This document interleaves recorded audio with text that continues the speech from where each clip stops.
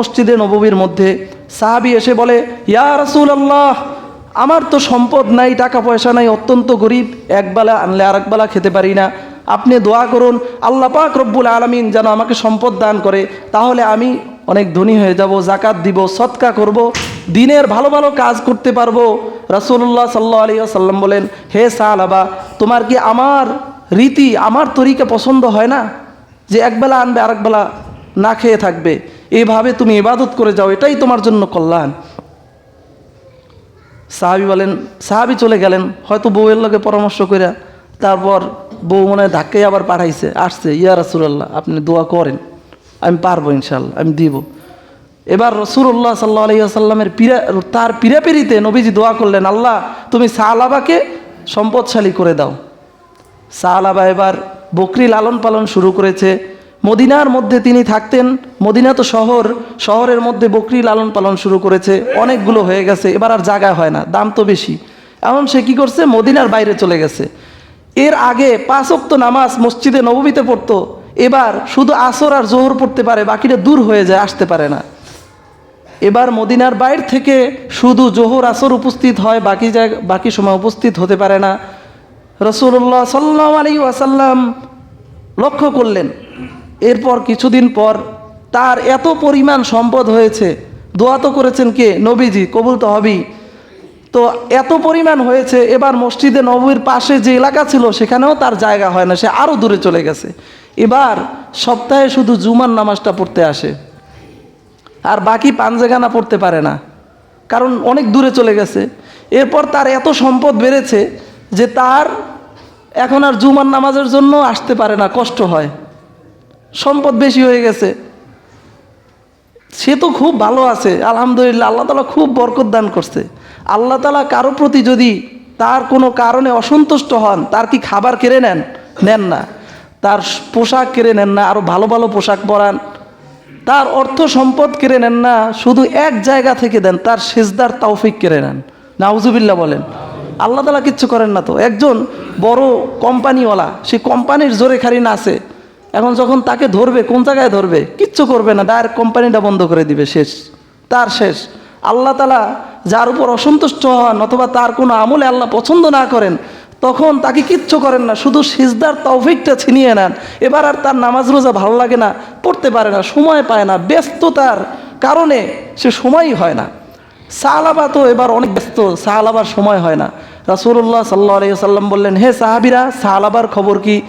বললেন, ইয়া রাসূলুল্লাহ, তার এত পরিমাণ সম্পদ হয়ে গেছে, সে তো আর নামাজ পড়ার সময় পায় না, আসতে পারে না, সে অনেক দূর হয়ে যায়। রাসূলুল্লাহ সাল্লাল্লাহু আলাইহি ওয়াসাল্লাম আফসোস করে, আফসোস সাহাবা, আফসোস, তুমি তো গরিব থাকতেই ভালো ছিলে, তুমি নামাজ পড়তে, খেতে না খেতে থাকতে, আজকে তো তুমি শেষ হয়ে গেলে। এর মধ্যেই আল্লাহ তাআলা আয়াত নাজিল করলেন, খুয মিন আমওয়ালিহিম সাদাকা, হে নবী, আপনি তাদের সম্পদ থেকে জাকাত গ্রহণ করুন, জাকাত। তো সংক্ষেপে আমি শেষ করে দিই, সময়ও শেষ। দুইজন সাহাবীকে নবীজি পাঠালেন, হে সাহাবীরা, সাহাবার কাছে গিয়ে বলো যে আল্লাহ তাআলা তোমার সম্পদের জাকাত চেয়েছেন। সাহাবার কাছে পাঠিয়েছেন, আরও অনেক সাহাবীদের কাছে যাদের সম্পদ আছে পাঠিয়েছেন। তারা প্রথমে সাহাবার কাছে গিয়ে নবীদের চিঠিটা পেশ করলেন। সাহাবা, নবীজি তো এই আয়াত শুনিয়েছেন যে তোমার জাকাত, তোমার সম্পদ থেকে তুমি জাকাত দাও। সাহাবা কাগজটা দেখে বললেন যে এটা তো সাধারণত আমরা জানি যে অমুসলিমদের থেকে ট্যাক্স নেওয়া হয়, আমি তো মুসলমান, এটা তো একটু জরিমানা মনে হয়, তাই আমার তো অনেক বড় হিসাব, কিভাবে দিব, তা দেখি আমি বিবেচনা করবো, তোমরা যাও, আমরা পরে জানাবো। এবার সাহাবীরা চলে গেলেন আরেকজন সাহাবীর কাছে, তাকে বললেন, রাসূলুল্লাহ সাল্লাল্লাহু আলাইহি ওয়াসাল্লাম জাকাতের বিধান তেলাওয়াত করেছেন, তিনি বলেছেন জাকাত দিতে। তিনি কি করলেন, তার সব সম্পদ থেকে ভালো ভালো যে পশুগুলো এনে বললেন যে তোমরা সব নিয়ে যাও, কারণ এটা তো আল্লাহর মাল, আর তোমরা নিয়ে যাও, নবীজি চেয়েছেন জাকাতের জন্য, সব নিয়ে যাও। তিনি বললেন, না, নবীজি বলেছেন তোমার ভালো মালগুলা রেখে মধ্যম ধরনের মাল নিয়ে যেতে। বললেন যে যাও, তোমাদের যা ইচ্ছা তাই নিয়ে যাও। আরও অন্য জায়গায় গিয়ে এবার সাহাবার কাছে আসলো। আসার পর সাহাবা অনেক চিন্তা ফিকির করার পর তিনি বললেন যে আমি তো অনেক চিন্তা ফিকির করছি, এটা তো বিশাল অঙ্ক, তো দেখি পরে চিন্তা করো, তোমরা যাও, পরে দেখব। রাসূলুল্লাহ সাল্লাল্লাহু আলাইহি ওয়াসাল্লামের কাছে গিয়ে যখন বললেন, নবীজি সাহাবীদের সামনে এভাবে নসিহত করছেন, ওই সময় এই কথা শুনে নবীজির উপর ওই সময় আয়াত নাজিল হলো। আল্লাহ রাব্বুল আলামিন আয়াত নাজিল করলেন, অমিনহুম মান আহাদাল্লাহ, তাদের মধ্য থেকে এমনও কিছু ব্যক্তি আছে যারা আল্লাহর সাথে ওয়াদা করে, লাইন আতানা মিন ফাদলি, তাদের যদি সম্পদ দেওয়া হয়, লানাসাদ্দাকান্না, অবশ্যই তারা সদকা করবে, যাকাত দিবে এবং তারা ভালো হয়ে যাবে, ভালো ভালো কাজ করবে।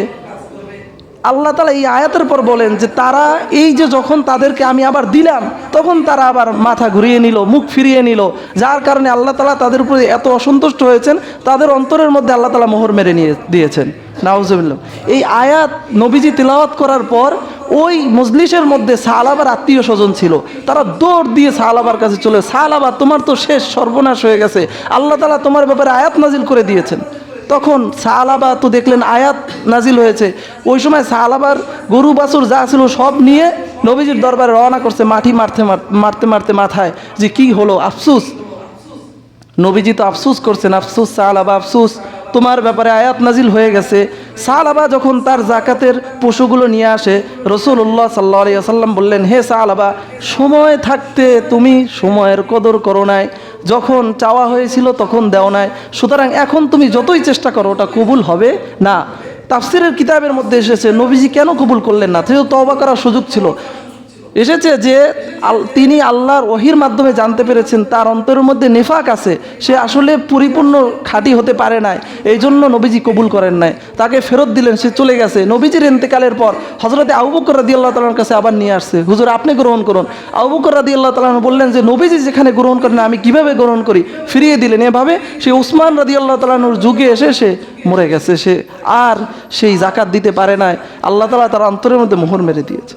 এই জন্য সময় থাকতে আমরা হায়াত পেয়েছি, যতক্ষণ হায়াত আছে এই হায়াতের মধ্যে আল্লাহ তাআলা যেই নিয়ামত আমাদেরকে দান করেছে, নিয়ামতের অবশ্যই কদর